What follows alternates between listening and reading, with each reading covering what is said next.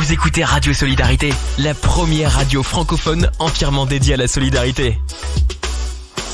La deuxième personne qui est assise à notre table, c'est Madame Céline Van der Motte, qui est la coordinatrice du contrat de quartier. Alors le contrat de quartier, c'est de la participation, c'est de la rénovation d'un quartier. Et l'EP a été un partenaire du volet socio-économique du contrat de quartier. Le contrat de quartier nous a permis de mettre une boîte à livres qui est accrochée à notre grille et qui fonctionne vraiment très bien. Et Madame Van der Motte va nous expliquer ce que c'est le contrat de quartier. Bonjour.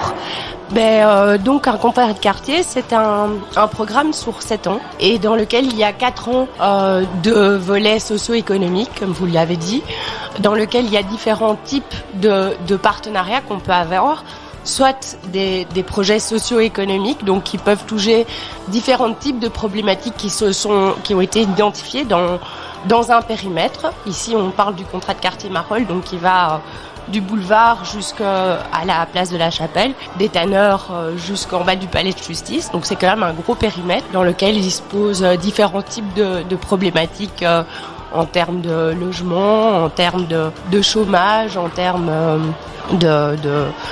en termes de culture. Et du coup, on essaye de promouvoir différents types de projets pour agir sur ces problématiques avec les associations du quartier. Et donc ici, l'EP est venu à nous pour répondre à un appel à projet sur la boîte à livres. Et je sais qu'il a déjà pas mal de succès. Il a vraiment beaucoup de succès. Et comme je l'ai dit pendant les remerciements, c'est aussi grâce à une de nos bénévoles qui a fait dans un autre contrat de quartier, dans le contrat de quartier Stalingrad, qui a installé une boîte à livres et qui fait vraiment du relais. Donc on est en train, d'une certaine manière, de créer une sorte de réseau des boîtes à livres, parce que nous en avons installé une à la MJ Prévoyance. Et donc ça fait déjà un petit réseau de 3 boîtes à livres qui sont vraiment très solidaires. On s'échange des livres, on va chercher les livres pour alimenter les boîtes à livres.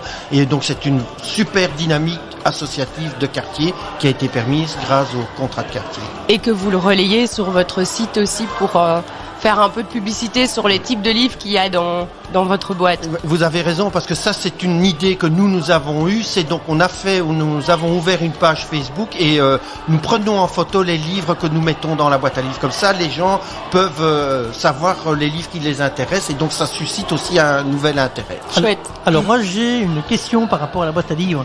Qui alimente cette boîte à livres? C'est essentiellement nous, parce qu'on a des réseaux parce que vous savez que les livres papier sont souvent destinés à une destruction, parce que ça prend les supports numériques ont tendance à les remplacer petit à petit, et donc nous récupérons des livres chez des particuliers et chez des vendeurs de livres, des librairies qui se défont de stock de livres. Ah, c'est tout. Effectivement, les livres c'est super important et nous on n'a pas de boîte à livres, mais c'est vraiment une chouette idée et je vais peut-être la proposer à nos partenaires dans le quartier pour voir ce qu'on peut en faire. Mais c'est vrai qu'on a une bibliothèque aussi pour notre projet de soutien à la scolarité par enfant.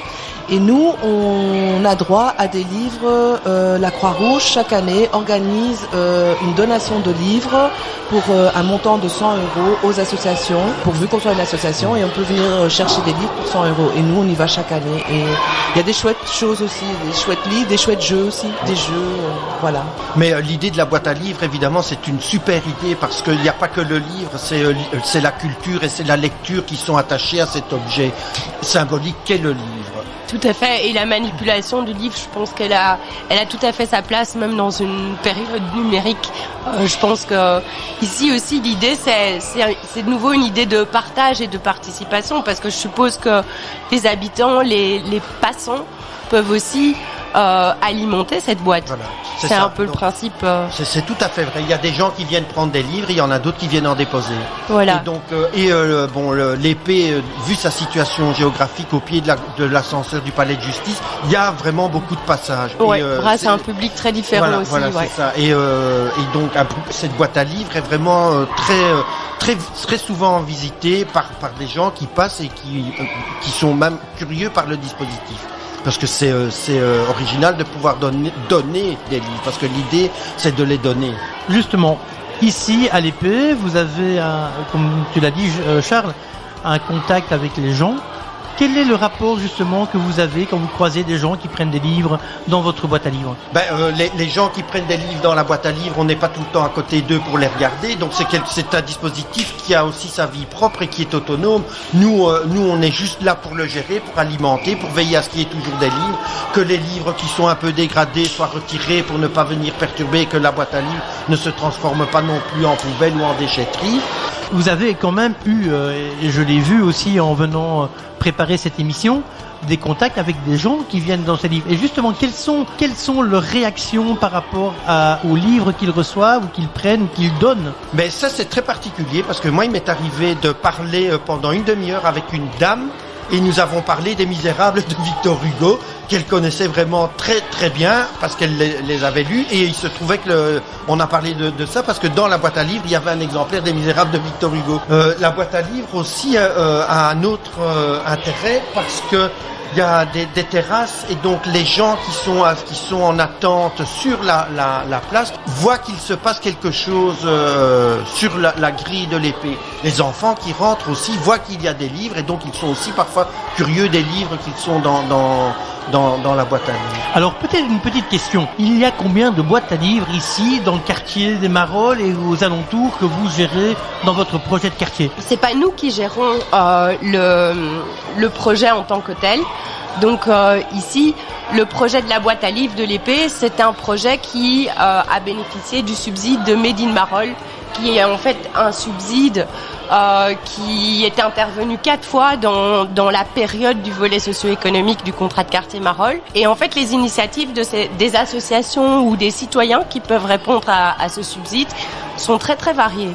Et donc sur les 4 ans, la boîte à livres, il n'y a eu qu'une initiative qui allait dans ce sens.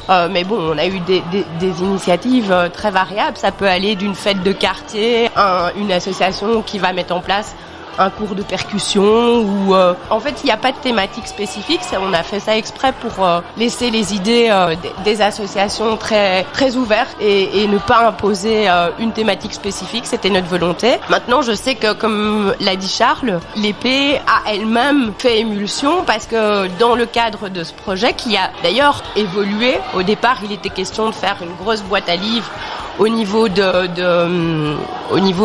la place.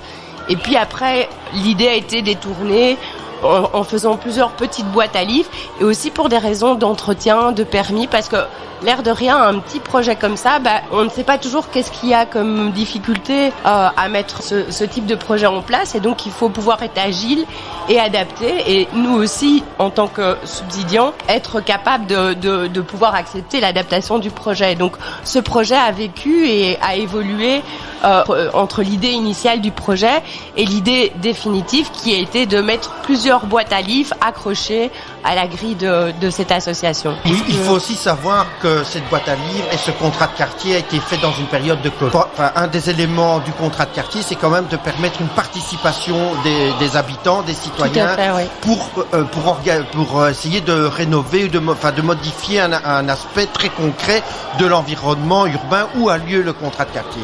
Il se trouve que les restrictions du Covid ont quand même perturbé beaucoup le projet, qu'il a été arrêté parce qu'on ne pouvait évidemment faire aucune participation puisqu'on ne pouvait pas rassembler les gens, que même la fête d'inauguration qui était censée se faire n'a pas pu se faire parce qu'il y a eu la 2e ou la 3e ou peut-être même la 4e vague de Covid, et que en fait cette fête aujourd'hui, c'est aussi la fête de l'inauguration de la boîte à livres puisqu'on n'a pas pu la faire dans son délai. Et c'est la raison pour laquelle Madame Van der Motte était invitée à notre fête. On va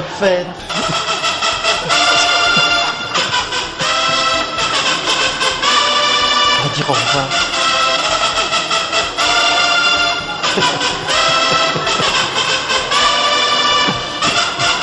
On a notre invité qui doit nous quitter. Donc merci d'être venu chez nous ici et à l'antenne de Radio Solidarité et d'avoir participé à la fête ici avec Charles et l'épée, surtout l'épée et les jeunes qui sont ici dans le quartier des Marolles. En tout cas, merci beaucoup. Merci à vous, c'était vraiment un honneur et je vous souhaite avec votre boîte à livres qu'elle ait vraiment longue durée. Merci. Au revoir. Au revoir.